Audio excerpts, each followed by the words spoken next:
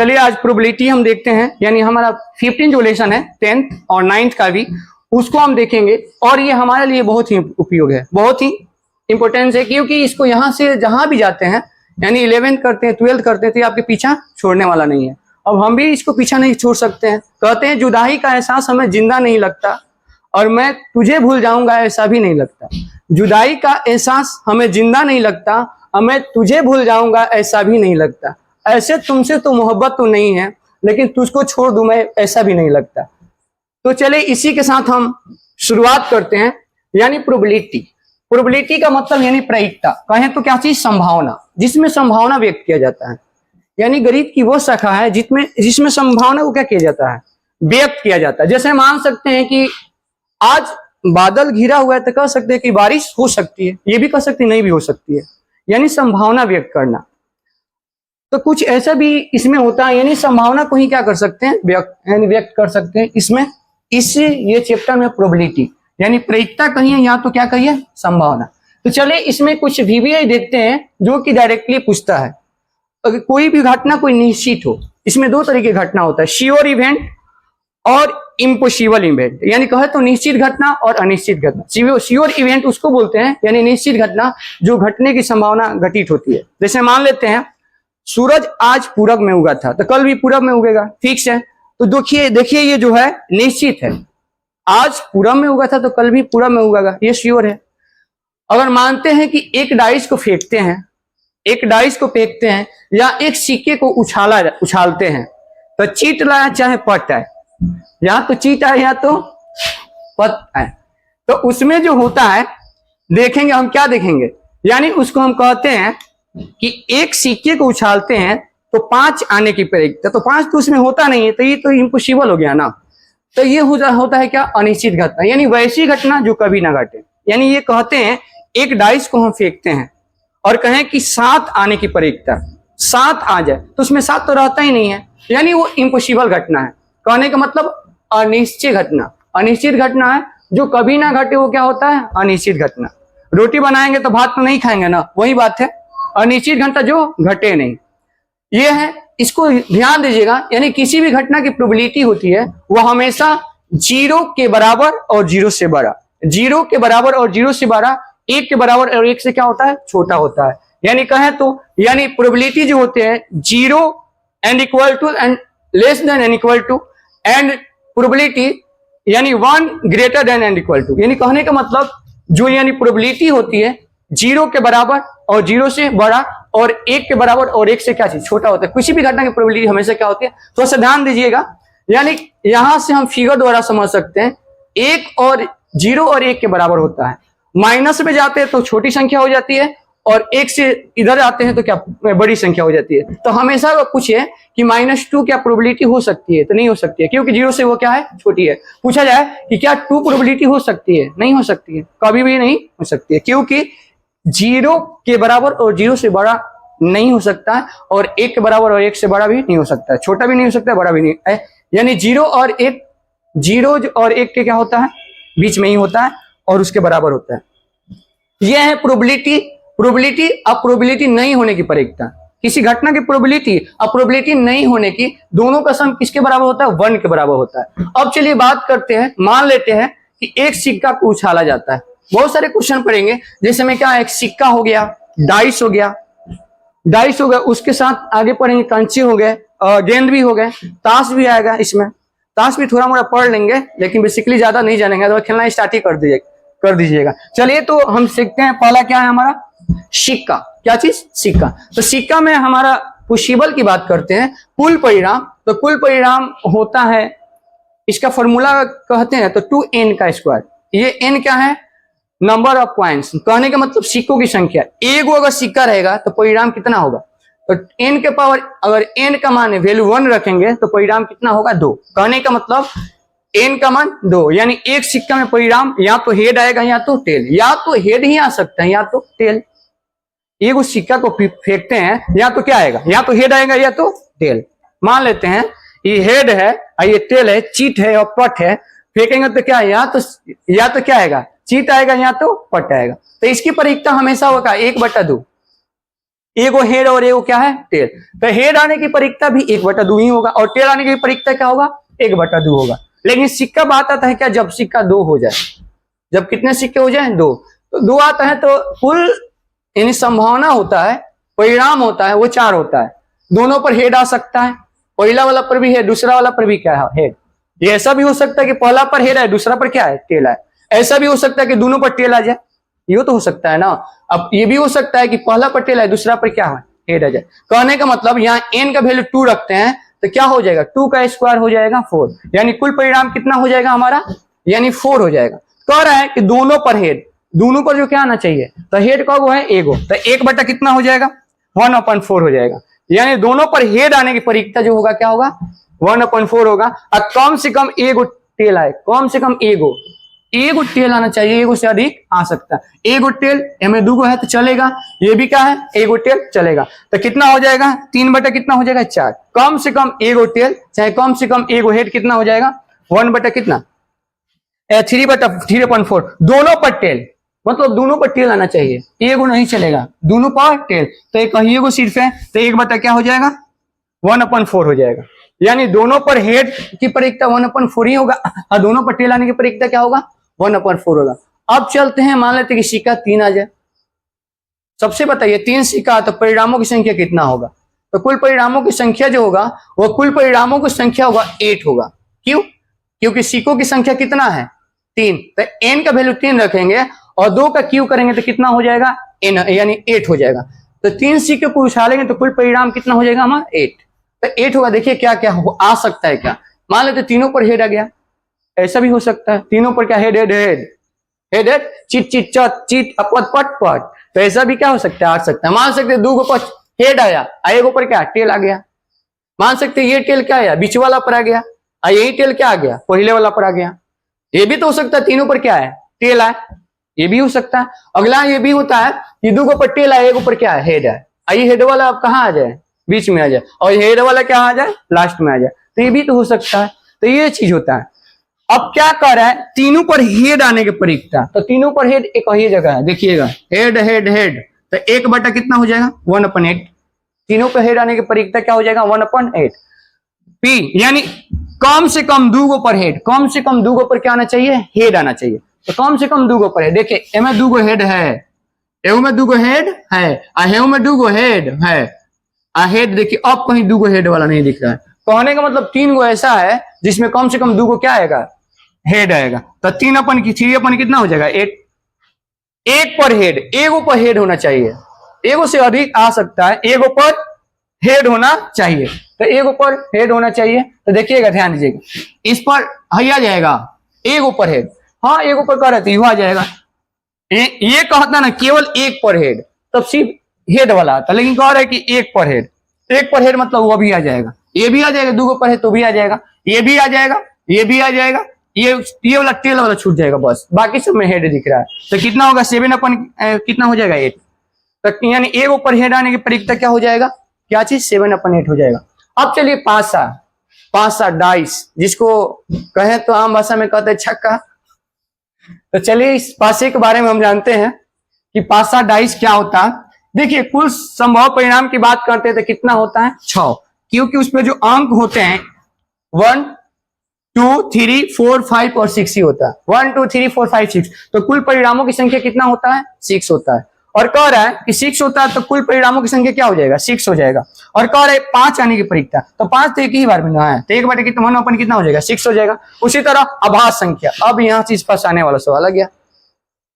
अभाज्य संख्या याद रखिएगा जो केवल अपने आप से कटता है और किसी संख्या से नहीं कटे उसको अभाज्य संख्या। 2 ऐसी संख्या है जो केवल अपने आप से, 3 भी अपने आप से कटता है और 5 भी, तो 3 गो अभाज्य संख्या है। जब 3 गो अभाज्य संख्या है तो 3 कितना हो जाएगा 6 और कटेगा तो 1 कितना हो जाएगा 2 हो जाएगा। ये नहीं कि 3/6 मार दिया आंसर, गलत ये भी दिया होगा जो कि क्या होगा इसको काट के लिखना है। सम संख्या, तो सम संख्या जो 2 के टेबल में आए, सम संख्या एगो सम संख्या, 4 भी सम संख्या है, 6 भी सम संख्या है, तो ये भी क्या हो जाएगा सम संख्या आने के परीक्षा, तो 3/6, ये भी क्या हो जाएगा 1/2। और विषम संख्या जो 2 से ना, 2 के टेबल में ना है, 1 हो गया, 3 हो गया और क्या हो गया 5, तो ये भी हो जाएगा 3/6, तो 1 ये भी क्या हो जाएगा 2 हो जाएगा।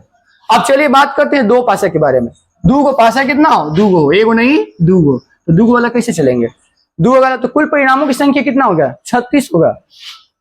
36 मान लेते कि पहला वाला पर एक और दूसरा वाला पर दो, ऐसा भी आ सकता है ना। पहला वाला पर एक एक, दोनों पर एक आ गया। पहला वाला पर एक, दूसरा वाला पर दो, पहला वाला पर एक, दूसरा वाला पर तीन, और पहला वाला पर एक, दूसरा वाला पर क्या? 4। इस तरह आ सकता है, आ सकता है कि नहीं? आ सकता है। लेकिन एक यहाँ पर मैजिक ट्रिक भी होता है, ध्यान दीजिएगा। इस दोनों को जोड़ते हैं तो क्या होगा? हमारा 2 मिलेगा। इस दोनों को जोड़ेंगे ना तो हमको हमेशा क्या मिलेगा? 3। और इसको जोड़ेंगे ना तो हमको क्या मिलेगा? 4 मिलेगा। और इसको जोड़ेंगे ना तो हमको 5 मिलेगा। और इसको जोड़ेंगे तो हमको 6 मिलेगा। और इसको जोड़ेंगे तो क्या मिलेगा? 7। और इसको जोड़ेंगे तो हमको क्या मिलेगा? 8 मिलेगा। और इसको जोड़ेंगे तो हमको 9, और इसको 10, और इसको 11, और इसको जोड़ते हैं तो क्या मिलता है? यहां से मैजिक ट्रिक आपको सीखने लायक। तो आएगा योग, पूछेगा कि दोनों का योग कितना होना चाहिए। तो यहाँ को बना लेते हैं ना, आपको एग्जाम में पहले ही बना लेना है। इससे पता चले क्या होगा, आपको इजिली प्रूव क्या हो सकता है, आप बना सकते हैं। जैसे मैं मान लीजिए ये दूगो है, दिख रहा है 11 जोड़ने का दूसरे को है। मैं मान लेते कि दोनों पर क्या 7 जोड़ने पर आराम से गिन सकते हैं, 1 2 3 4 5 6। तो इस तरह आसानी पूर्वक क्या कर सकते हैं?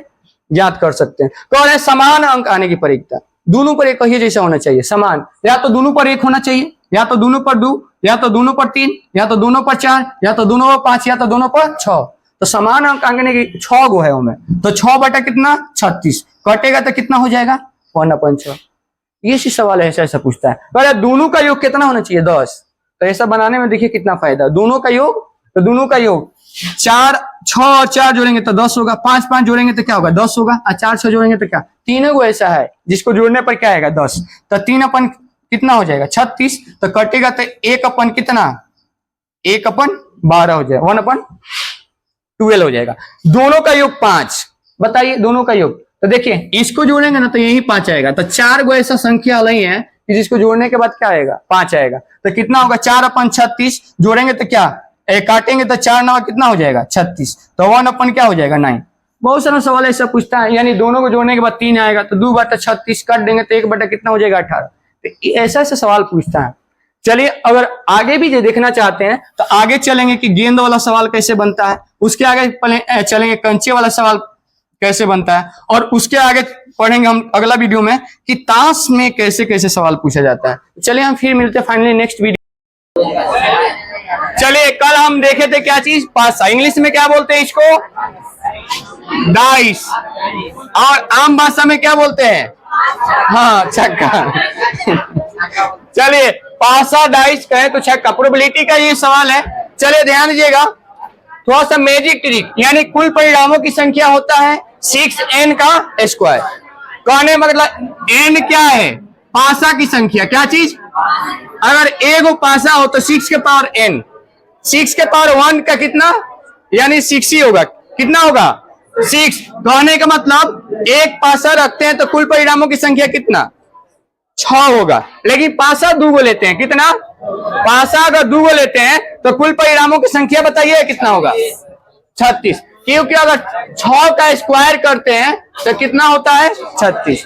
तो जब पासा 2 लेते हैं तो कुल परिणामों की संख्या कितना हो जाएगा? 36। लेकिन क्या क्या ना, मान ले कि ये पासा है, पहला पासा ये है और दूसरा पासा क्या है? ये है। दिख रहा है आपको? ये मान लेते हैं पहला डाइस है और दूसरा डाइस। मान लेते हैं दोनों को फेंकते हैं एक साथ। हो सकता है इसमें एक आए और इसमें भी क्या? एक आ सकता है। कहो तो कुछ नहीं सकते हैं। मान ले कि इसको फेंके, पहला में एक आए, ये भी हो सकता है। दूसरा में क्या है? ये भी आ सकता है। पहला में एक आया तो क्या आ जाए? इसमें 3, दूसरा में 3। तो ऐसे ऐसे करते करते कितना आ सकता है? संभावना हो सकता है 36। मतलब पहला में भी एक और दूसरा में भी एक। पहला में एक और दूसरा में, और पहला में एक दूसरा में, पहला में एक दूसरा में, पहला में एक दूसरा में, और पहला में एक दूसरा में। इस तरह से कितना आ सकता है हमारे कुल संभव परिणाम? 36। ध्यान दीजिएगा थोड़ा सा ट्रिकली, इस दोनों को जोड़ते हैं तो कितना होता है? एक एक कितना? एक एक 2। तो पूरा हम डीपली पढ़ेंगे, ऐसा नहीं कि ऊपर कैसा भी कहीं से क्वेश्चन है ना, आपसे बनेगा ही बनेगा। इस दोनों को जोड़िएगा, 2 और 1। इस दोनों को जोड़िएगा कितना? मतलब इसको जोड़ेंगे तो हमेशा क्या मिलेगा हमको? दिख रहा है। 3 आ 1 आ 2 आ 2 आ 1 आ 3, इसको जोड़ेंगे तो हमको कितना मिलेगा बाबू? 4 मिलेगा।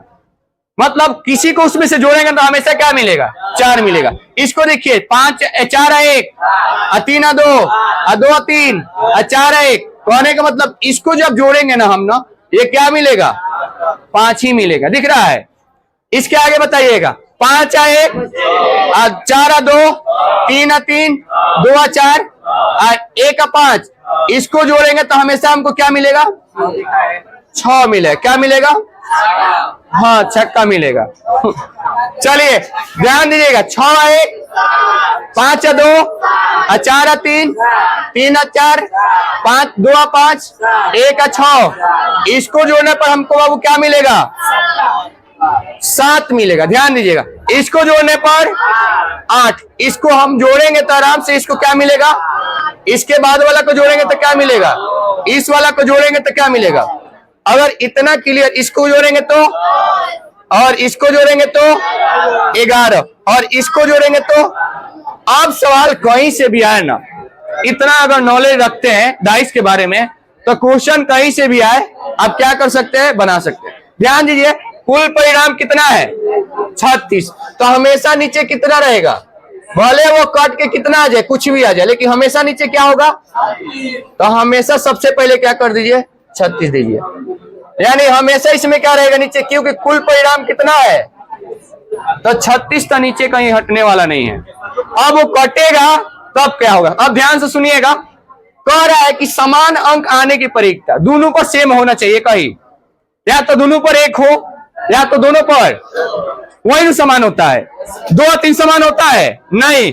दोनों पर समान कहने का मतलब दोनों पर या तो दोनों पर 1 हो या तो दोनों पर 2 हो, या तो दोनों पर क्या हो? 3 हो, या तो दोनों पर, या तो दोनों पर, या तो दोनों पर। ध्यान से देखिएगा। दोनों पर क्या चीज? 1। दोनों पर, या तो दोनों पर, या तो दोनों पर, या तो दोनों पर, या तो दोनों पर, यानी समान अंक आने की संभावना कितना है? तो 1 2 3 4 5 और 6, मतलब समान अंक आने की परीक्षा कितना है? तो समान अंक आने की परीक्षा 6 बटा क्या चीज, और काट देंगे तो क्या हो जाएगा? 1/6, मतलब 1/6 हो जाएगा। आ रहा है समझ में? समान अंक आने की परीक्षा कुछ भी कह सकता है, लेकिन आपको समझना है क्या कह रहा है। जैसा सवाल वैसा ही हमारा क्या होगा? जवाब देखा जाएगा। चलिए, कह रहे अंकों का योग क्या होना चाहिए?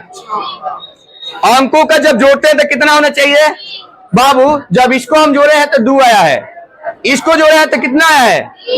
इसको जोड़े हैं तो, इसको जोड़े हैं तो 6 वाला को लेना है। अंकों को जोड़ने के बाद कितना आना चाहिए? 6। तो 5 आ 1 4 आ 2 3 आ 3 2 आ 4 आ 1 आ 5, मतलब कितना है बाबू जोड़ने के बाद? 6। इसके अलावा कोई नहीं आएगा। 1 2 3 4 5, तो कितना हो जाएगा? 5 बटा, आया समझ में? उसी तरह बहुत सारा सवाल पूछा जाएगा। ये नहीं कह सकते आप कि योग पूछ सकता है, गुणनफल भी पूछ सकता है, गुणनफल भी पूछ सकता है। ध्यान दीजिए, अंकों का योग कितना? अंकों का योग 12 आना चाहिए। ये वाला 11 है, ये वाला 9, 12 कितना है?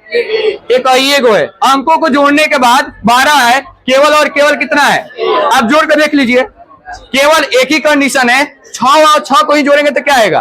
तो अंकों को जोड़ने के बाद क्या है? 12 है, केवल कितना कंडीशन है? 1। तो 1 बटा कितना? 1/36। आ रहा है समझ में? अगला है सवाल क्या कर रहा है? अंकों का योग कितना आना चाहिए? अंकों का योग कितना आना चाहिए? 10 आना चाहिए। कितना? ध्यान दीजिएगा, 10 दिख रहा है आपको? देखिए, अगर इसको 4 और 6 और 4 को जोड़ेंगे कितना आएगा? 10। 5 और 5 को जोड़ेंगे कितना आएगा? 10। 4 और 6 को जोड़ेंगे कितना आएगा? इसके अलावा हमको बताइए कोई जोड़ने के बाद 10 आता हो? आएगा नहीं। कितना कंडीशन है? तो सिर्फ और सिर्फ 3 कंडीशन है, 1 2 और 3। तो कितना होगा? 3/36। तो कटेगा तो कितना? 1 बटा क्या हो जाएगा? कोई दिक्कत? ये भी बन गया। सवाल क्या करते हैं उसके हिसाब से हम जवाब देंगे। ध्यान दीजिएगा, कम से कम 1 पर 5, इस सवाल को कौन बताएंगे? कम से कम 1 ऊपर क्या आना चाहिए? 5 आना चाहिए। अब ध्यान दीजिए, देखिए फंसाने वाला सवाल आ गया। एक ऊपर 5 होना चाहिए, वो एक के लाइन में मिल जाएगा।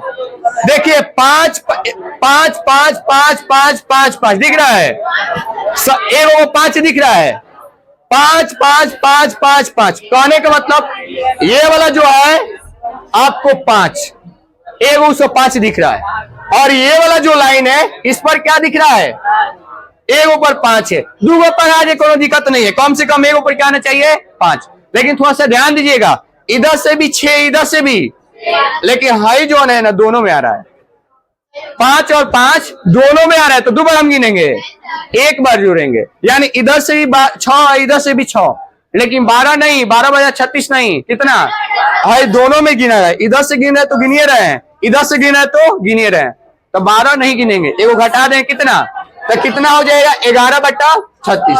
कम से कम एक पर क्या आना चाहिए, नहीं कितना नहीं, 10 कहां से होगा, कहां से,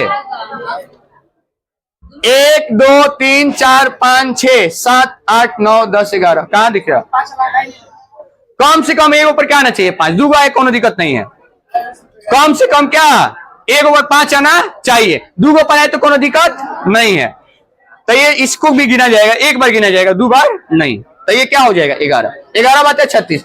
अंकों का गुणनफल क्या होना चाहिए, मतलब दोनों को गुना करने के बाद क्या आना चाहिए, कभी गुना करते तो 7 आया है, आया है, आप लोग मिलता नहीं है, लेकिन आएगा थोड़ा से बहुत साथ, किसको गुना करेगा 7 आएगा,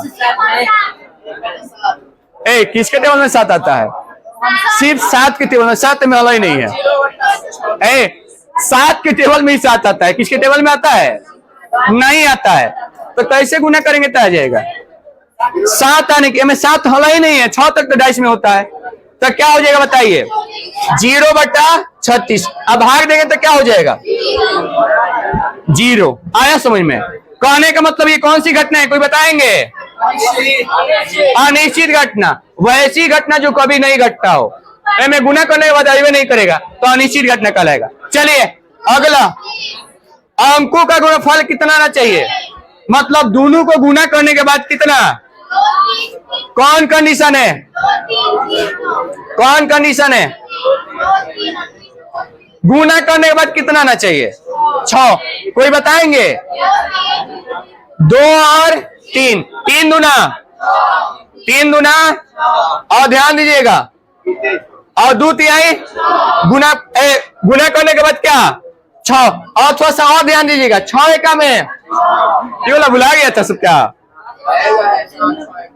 6 एका में 6, ये वाला भूल गया था सब, इसीलिए कंफ्यूजन रहता है, 2 तिहाई 6, 2 तिहाई 6, 3 दूना 1 6 6 नहीं होता है, 6 एका में 6 नहीं होता है, तो कितना कंडीशन है, तो 4 बटा कितना काटिए 1 बटा, आया समझ में, थोड़ा सा मिस्टेक कीजिएगा आंसर अलग, इसलिए सोच सोच कर करना है। चलिए कम से कम एक पर क्या होना चाहिए, तो ये ऐसा सवाल का है ना, कम से कम एक ऊपर 4 आना चाहिए, कम से कम एक ऊपर 5 आना चाहिए, कम से कम एक ऊपर 7 नहीं 3 आना चाहिए, कम से कम एक ऊपर क्या आना चाहिए 5 आना चाहिए, ऐसा सवाल का है ना, तो हमेशा 11 बटा क्या होगा 36 होगा। चलो देख लेते हैं 4, एक ऊपर क्या आना चाहिए 4, इस लाइन में देखिए ऊपर हमेशा क्या है 4 है, दो है तो कोई दिक्कत नहीं है, इस वाले पर भी देख लीजिए हमेशा क्या है 4 है, कहने का मतलब कितना 11 बटा,